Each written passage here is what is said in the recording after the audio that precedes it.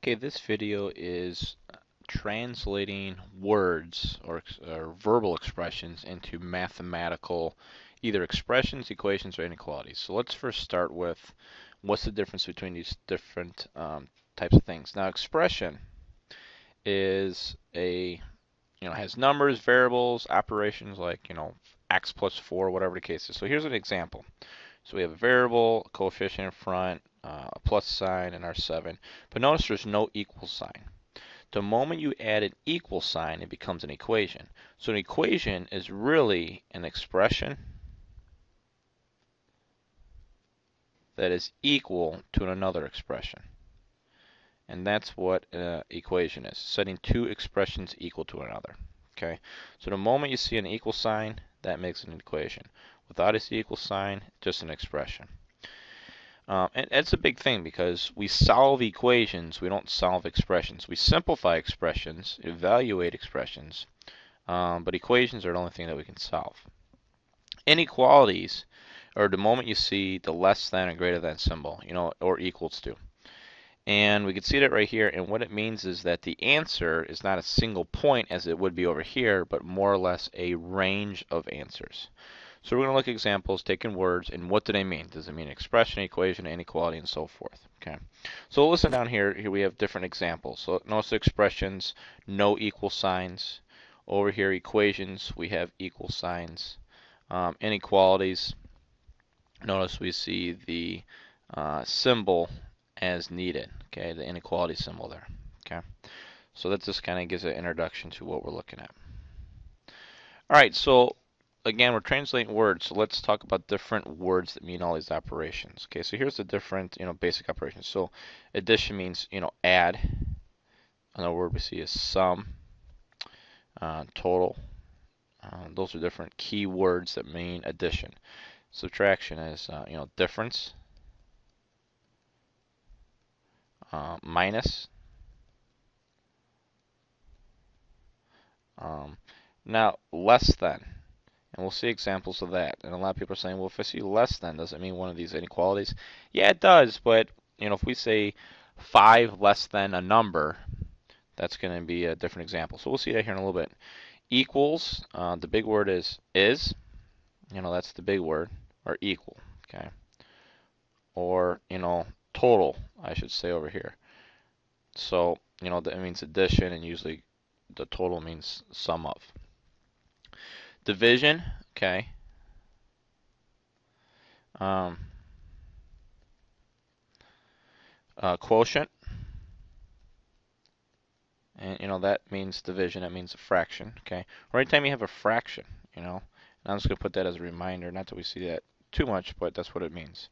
And then, multiplication. So that's product is the big one that we see all the times. The product of the two. So, that's a big one there. Over here, inequalities. You know, so I'm just kind of going random order. So when I see greater than, I'm gonna say, more than. This would be less than.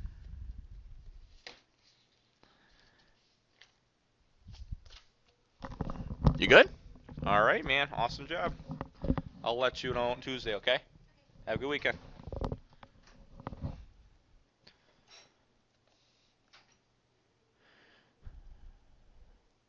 Okay, so in addition to more than and less than, those are the ones we see the most often. And the big key thing here is, uh, equal to. So I'm just gonna write what that means, equal to, for both of those, okay? And, we'll see some more examples. Or, you'd see not fewer than, okay? So that would be, for instance, this one right here, not fewer than. So almost in the opposite. So that means anything that would be greater than. And so we'd see the examples like that. Okay. So we'll see these more in examples to get a better understanding of the context. All right, so let's go through this list here. And again, the goal is to take verbal expressions and put them into mathematical expressions. 8 times, okay, so when I see times, that might be another word add to it. That means product, okay? So 8 times the quantity of 4, okay, so it's like parentheses, the quantity. So a certain number of 4 plus a number. 4 plus a number n. Okay, so when we see that word quantity, that's going to mean the parentheses, and I see that word, it means times. Okay, the sum, okay, so that means the addition of twice a number, so 2r, twice the number r, and 3. Okay, so when I see the word and, that refers back to the sum. That's equal 11. So notice this is an equation, whereas the one before it is an expression. So that's the key. All right, here's the tricky one I saw. 12 decreased by a number x. Okay, so it's simply just 12 minus x. Whatever x is, we subtract it away, decrease it. The quotient, so that means division. I like to put as division, or a fraction, okay, of a number n and 2 is at most 16. Okay, so that means it has to be less than or equal to 16. So at most, that means the biggest it can be. So like the oldest you can be is 16. So at most 16 years of age. So that means 15, 14, and 16 is included. So that's what we see with the little bar underneath. The quotient. Okay, so again I like to use the division symbol of the square of a number w. Okay, so we're going to square w and 5. So when I see and, that's the operation. So we saw it up here as well. That means addition. In this case, we're talking about quotient and, so that's where you go from numerator to denominator. Okay.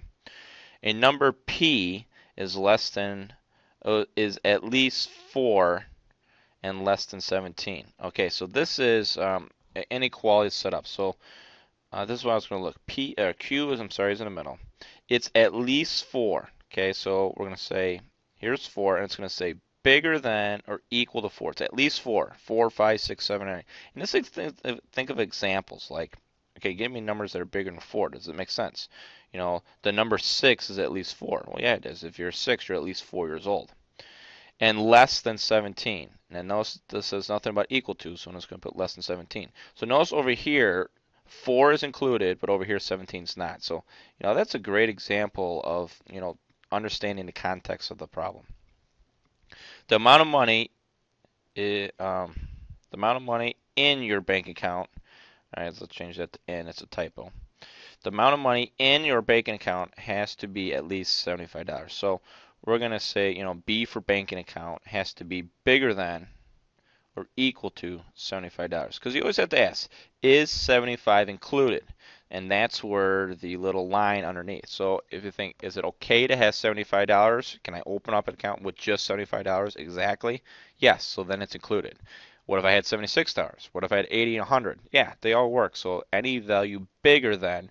And when I look at inequalities, I'm looking for the B is on the bigger side. So when I look at inequality, we have a big side, we have a small side. So the big side's over here, and the small side is over on this side. Okay, so that's how you have to look. What side is bigger? You will spend at most 4 hours at the mall. So the hours at the mall has to be less than or equal to 4 hours at most. So 4 is okay, it's included. So that's why we use the line underneath. Okay, so in the second portion of the video, we are evaluating a solution. Is the solution a correct solution? So for instance, a simple application is, you get a discount if you're under the age of 12 at a movie theater. So is an 11-year-old okay? He walks up and he's going to get the discount. But a 13-year-old, it's not.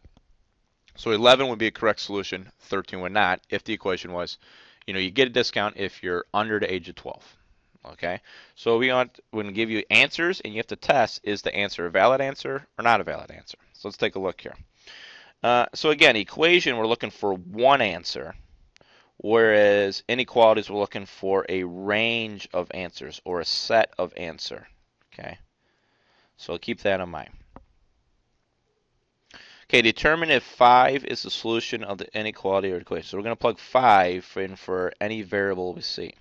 So I'm just going to basically plug it in, evaluate. So again, I like to use parentheses.